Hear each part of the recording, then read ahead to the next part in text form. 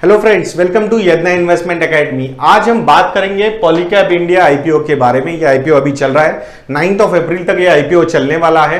तो बहुत सारे क्वेश्चंस आए थे हमें कि सर ये कंपनी को हमने सब्सक्राइब करना चाहिए, नहीं करना चाहिए, कैसा लगता है आपको।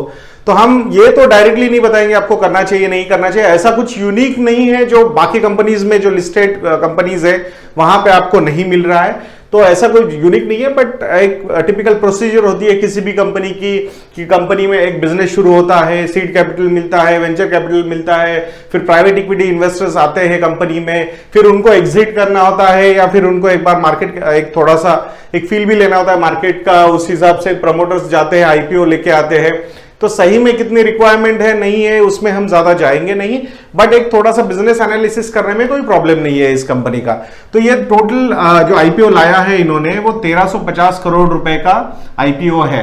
उसमें से 500 करोड़ रुपए कंपनी रिटेन करना चाहती है, 300 करोड़ रुपए वर्किंग कैपिटल में डालना चाहती है, 100 करोड़ रुपीज जो है वो शॉर्ट टर्म डेट चुकाना चाहती है और बचा हुआ पैसा बाकी जनरल कॉर्पोरेट पर्पजेस के लिए यूज करना चाहती है। तो 1350 करोड़ रुपए का ये आईपीओ है। उसके अलावा कुछ इन्वेस्टर्स एग्जिट भी कर रहे हैं। तो टोटल ऐसा माना जा रहा है कि ऑलमोस्ट 2500 करोड़ रुपीस का आईपीओ, तो 1350 ही बोलेंगे जो वो प्रमोटर्स स्टेक सेल करके नए इन्वेस्टर्स को ला रहे हैं। बट कुछ एग्जिस्टिंग इन्वेस्टर्स होते हैं जो प्राइवेट इक्विटी के हिसाब से आते हैं कंपनी में, वो एग्जिट ले रहे हैं यहां से। तो टोटल वैसा देखा जाए तो 2500 करोड़ का है, यानी कि 1150 करोड़ रुपए के जो सेलिंग हो रहा है वो कोई इन्वेस्टर सेल कर रहा है, विच इज ओके। ये नॉर्मल पार्ट होता है किसी भी कंपनी का, तो हम इसमें कोई ज्यादा निगेटिव बात नहीं करेंगे। बाकी पॉलीकैब इंडिया का अगर ये आईपीओ इसी प्राइस पे अगर लिस्ट होता है तो क्लोज टू 8000 करोड़ रुपीज का मार्केट कैपिटलाइजेशन होगा इस कंपनी का। 8000 करोड़ यानी कि ये एक स्मॉल कैप कंपनी होगी। जैसे कि हमने आप लोगों को बताया था कि first 100 companies are large cap companies, 101 to 250 are mid cap companies and 250 plus are all small cap companies. तो हमने जो एक फिल्टर लगाया था उसमें ऑलमोस्ट 8800 से 9000 करोड़ रुपए का मार्केट कैपिटलाइजेशन, अगर उसके नीचे किसी कंपनी का मार्केट कैपिटलाइजेशन है तो वो स्मॉल कैप कंपनी रहती है। और अगर हो सकता है लिस्टिंग गेन्स वगैरह कुछ मिलेंगे, क्योंकि थोड़ा सा मार्केट अभी थोड़ा यूफोरिक तो है ही, तो उसके चक्कर में शायद ये मिड कैप कैटेगरी में भी मूव हो सकता है, होगा ही, ये हम नहीं बोलते। बट अगर अभी के मार्केट कैपिटलाइजेशन के हिसाब से बात करेंगे तो ये एक स्मॉल कैप कंपनी है। अभी देखते हैं थोड़ा सा कंपनी के बिजनेस के बारे में। तो जैसे कि आप लोगों को पता है बहुत सारी एड्स भी हम टीवी पे देख रहे हैं इस कंपनी की, पॉलीकैब वायर्स, केबल्स वगैरह। तो ये जो इनका मेन बिजनेस है वो है वायर्स एंड केबल्स का। तो ये जो बिजनेस है वो क्लोज टू 90% का रिवेन्यू जो आता है इनका, टोटल रिवेन्यू जो इस साल मतलब मार्च 2019 एंड में is expected to be around 7200 crore rupees. उसमें से 90% जो बिजनेस है वो आता है इनका वायर्स एंड केबल्स का। तो मेजरली यही इनका बिजनेस है जिसपे इन्होंने मतलब ये दे बैंक ऑन। दूसरा यूनिट जो है EPC, engineering, procurement and construction, तो टर्न की वगैरह सॉल्यूशंस ये प्रोवाइड करते हैं।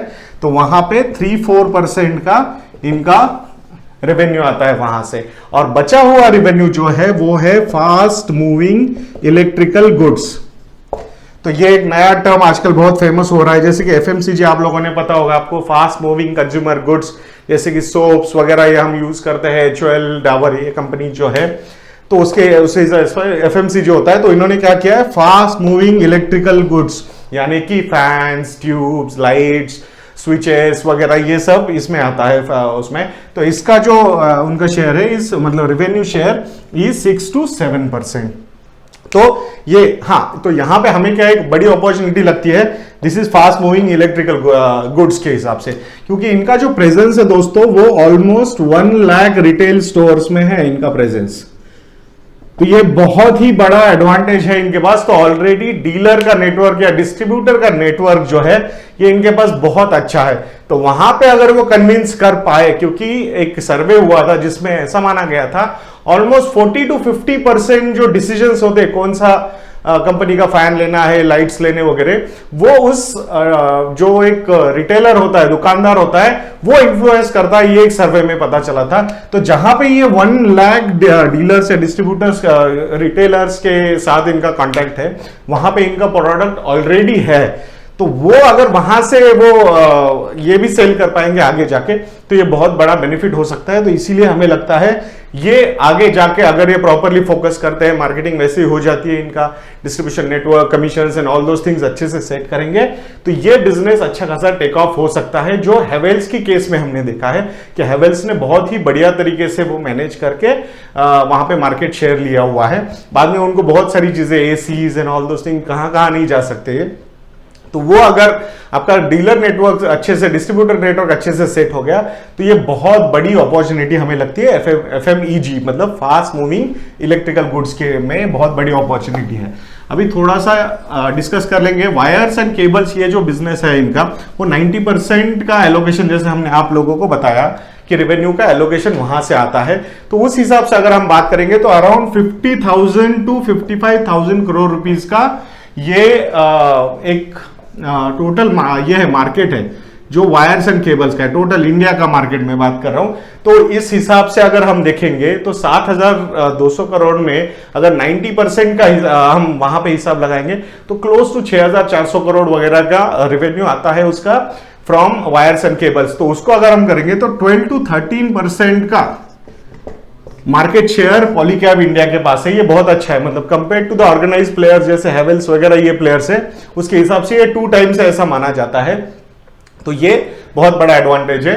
और अगर सिर्फ ऑर्गेनाइज प्लेयर्स के बारे में हम बात करेंगे तो वहां पे 18% का एलोकेशन है, ऐसा एक स्टडी में पता चला है कि पॉलीकैब इंडिया का सिर्फ ऑर्गेनाइज्ड, लोकल ब्रांड्स वगैरह नहीं करेंगे। सो ऑर्गेनाइज में जैसे कि हेवेल्स, पॉलीकैब वगैरह ये सारी कंपनीज आती है, तो वहां पे 18% का मार्केट शेयर इस कंपनी का है। तो ये बहुत हेल्दी है। बट यहां पे हमें ज्यादा, मतलब ये जनरल बिजनेस हो चुका है, तो यहां पे बहुत सारी अपॉर्चुनिटीज हमें नहीं लगती कि यहां पे कुछ वो पॉजिटिवली सरप्राइज करेंगे।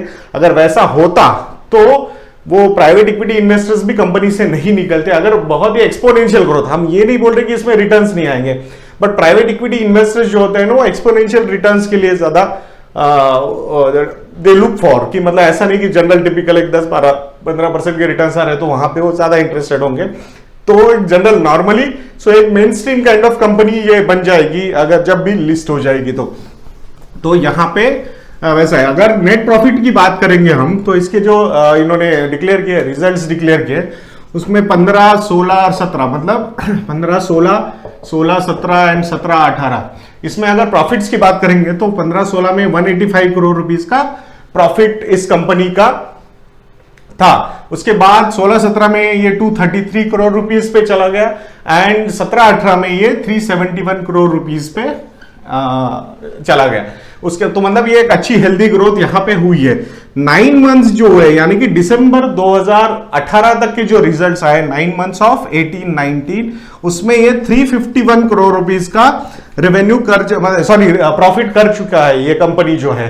तो यहां से अगर हम वैसे ही एक्सपेक्टेशन रखेंगे तो क्लोज टू 480 करोड़ रुपए तक हमें लगता है ये कंपनी का प्रॉफिट हो सकता है बाय मार्च 2019 का। अगर टोटल फिगर बोलेंगे हम तो 8,000 को अगर हम से 480 को मैं 500 करोड़ भी अप्रोक्सीमेट एस्टिमेट लगा देता हूं, तो 16 to 17 के पी रेशियो के हिसाब से वैल्यूएशंस हमें लगते हैं इस कंपनी के, जो बहुत ज्यादा नहीं है। नॉर्मली अगर आपकी ग्रोथ इतनी रहेगी तो ये जस्टिफाइड है। तो ये ओवर वैल्यूड आईपीओ तो बिल्कुल नहीं लग रहा है, ये फेयरली वैल्यूड आईपीओ लग रहा है हमें।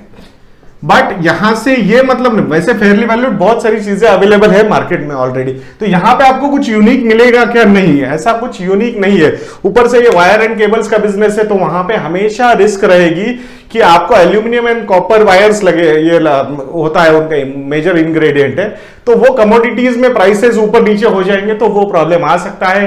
दे आर लुकिंग फॉर इंटीग्रेशंस कि भाई वहां जहां पे ये कॉपर वगैरह के प्रोडक्शन हाउसेस के साथ टाइप किया जाए या फिर खुद ही सेट किया जाए, तो वो सारी प्रोसेस में दे आर गोइंग ऑन।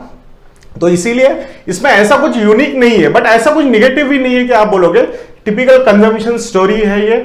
अगर आपको अच्छा लगता है, you are using these products, तो आपके लिए अच्छी कंपनी हो सकती है, बट इसमें ऐसा कोई यूनिकनेस नहीं है। बट ओवरऑल अगर देखा जाए कि कंजम्पशन थीम में ये कंपनी आती है, कोई प्रॉब्लम नहीं है। एफएमईजी जो है, फास्ट मूविंग इलेक्ट्रिकल गुड्स में हमें लगता है अपॉर्चुनिटीज आगे जाके और आ सकती है।